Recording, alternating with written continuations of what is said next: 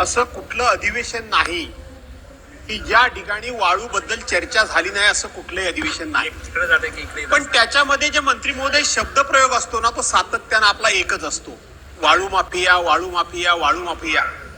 तुम्ही ऑक्शन करता, त्यांच्याकडनं ऍडव्हान्स मध्ये रॉयल्टी भरून घेता. रॉयल्टी भरून घेतल्यानंतर सुद्धा त्यांना ज्या पद्धतीनं त्रास अधिकारी देतात आणि मग त्यातून अधिकाऱ्यांच्यावर वगैरे हल्ले होतात.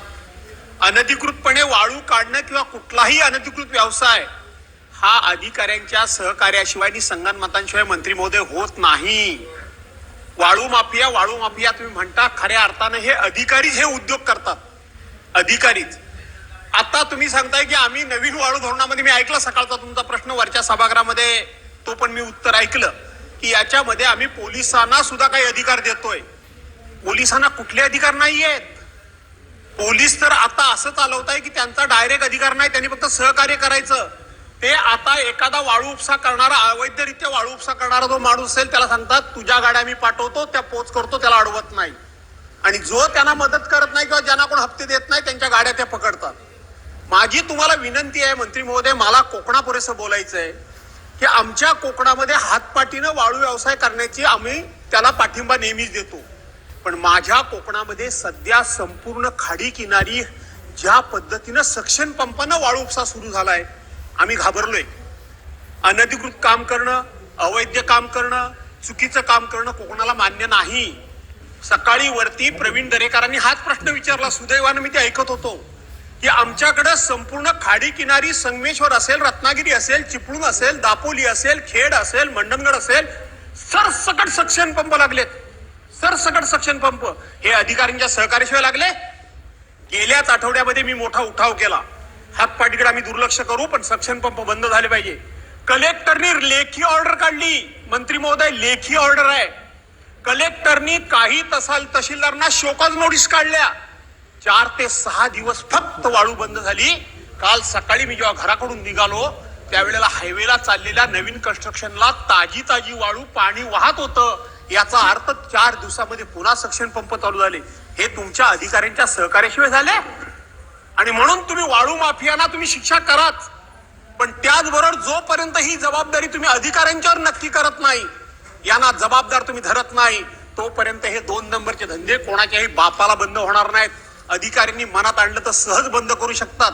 4 दिवस वाळू पूर्णपणे बंद केलेली 5व्या दिवशी कशी चालू होते? आपोआप अधिकाऱ्यांच्या सहकार्याशिवाय होते.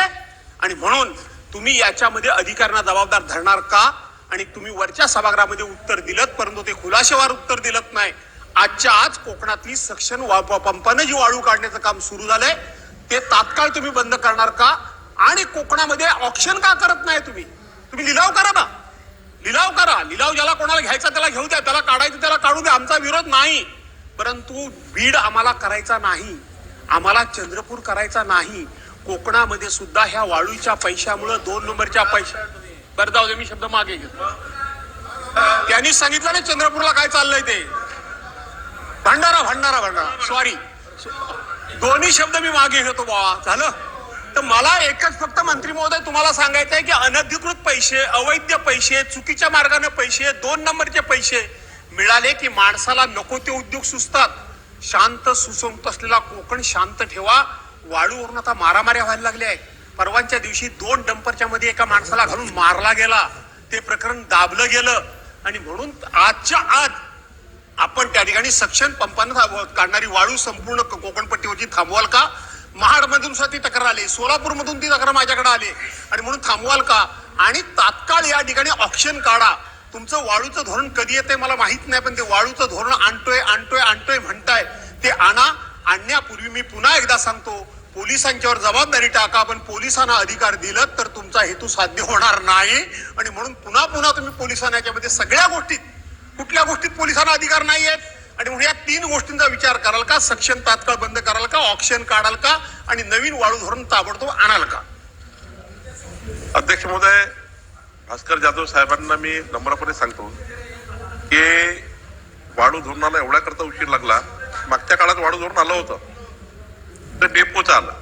आता डेपो मध्ये तो एक प्रयोग होता शासनाचा. ते डेपो धोरण असं होतं की ते शासनाच रेती त्या ठिकाणी विकायला लागलं. त्यामुळं डेपोचं धोरण आपण रद्द केलं. त्याला थोडा काळ लागला, कारण ते जर वेळ देऊन रद्द नसतं केलं तर लोक कोर्टात गेले असते. आता आपण मग पुन्हा एकदा रिव्हर्स आलो आणि संपूर्ण देशाचा अभ्यास करून आता एकत्रित पब्लिक डोमेनमेंट टाकून वाढू धोरण तयार करतोय. 235 सुधारणा आल्या. आता फायनान्स मध्ये आहे. मी पुढच्या 8 दिवसामध्ये माननीय मुख्यमंत्री ही चर्चा केली आहे. पुढच्या 8 दिवसामध्ये राज्याचं नवीन वाढीव धोरण येईल. मी सर्व विधानसभा सदस्यांनाही पुन्हा विनंती करतोय की तुम्हाला काही अजूनही सूचना द्यायच्या असतील तर ते अंतिम करण्यापूर्वी आपण 3 दिवसात द्या. 3 दिवसात आपण ते अंतिम करू. दुसरं, या ठिकाणी सक्शन पंपनी वाळू काढणे एनजीटीच्या नियमात कुठेही बसत नाही. खरं तर फार गंभीर गुन्हा आहे. मी विभागीय आयुक्त कोकणला आजच सांगेल की जेवढे सक्शन पंप लागले आहेत ते सक्शन पंप तात्काळ तहसीलदारनी काढले नाही, स्वतः तहसीलदारनी, तर त्या तहसीलदारवर आपण त्या ठिकाणी कारवाई करू. गरज पडली तर त्या तहसीलदारचं निलंबन करू ज्या तहसीलदारने काढले नाहीत. तिसरं आपण सांगितलं की तिसरा विषय आपला होता वाढू धोरण. मी सांगितलं की लवकर त्या ठिकाणी 8-10 दिवस लागेल, जास्त दिवस लागणार नाही. आता ते अंतिम झालं आहे आणि पोलिसांना अधिकार नाही आहे. काही सूचना अशा आल्या आहेत यामध्ये की पोलिसांना त्या ठिकाणी इन्व्हॉल्व केलं पाहिजे. पण ठीक आहे, मी याच्यामध्ये पुन्हा आपल्या पूर्ण याबद्दलची जे आमचे संपूर्ण अधिकाऱ्याची टीम आहे त्याची चर्चा करेल. आयुक्तांना आजच विभागीय आयुक्तांना सांगेल की एनजीटीच्या नियमात बसत नाही, पर्यावरणाच्या कुठल्याही पॉलिसीमध्ये बसत नाही. एनजीटीने स्पष्ट मनाई केली आहे सक्शन पंप लावण्याकरता. त्यामुळे सक्शन पंप लावणे म्हणजे प्रचंड मोठा गुन्हा आहे. ते गुन्हेगार आणि जे काही याच्यामध्ये आमचे अधिकारी आहे, आमच्या अधिकाऱ्यांना आजच सूचना देऊ जे लेखी आणि संपूर्ण बंद करू. ज्या तहसीलदारनी बंद केलं नाही त्या तहसीलदारवर कारवाई करू. टाइम्स डिजिटलला लाईक करा, सबस्क्राईब करा, शेअर करा आणि बेल आयकॉन दाबायला विसरू नका.